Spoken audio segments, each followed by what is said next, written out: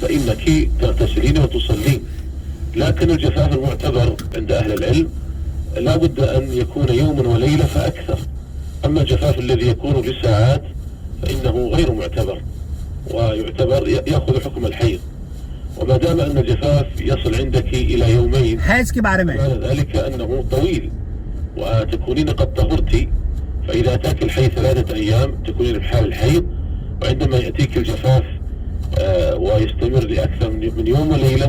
فإنك تغتسلين وتصلين في مدة الجفاف، ويعتبر هذا طهرا، فإذا عاودك الدم يكون حيضا. شیخ فرما رہے ہیں کہ اگر آپ کو حیض آتا ہے، اور بہت سی عورتوں کو حیض آتا ہے منقطع ہو جاتا ہے کچھ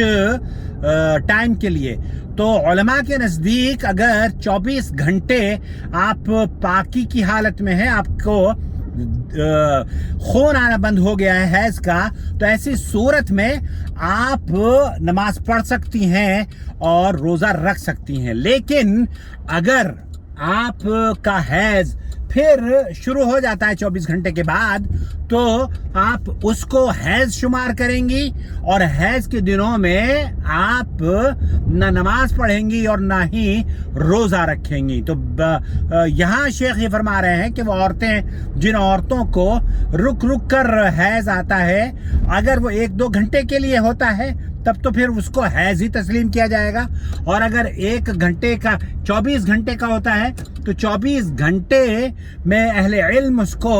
پاکی شمار کرتے ہیں، اور آپ کا 24 گھنٹے کے لیے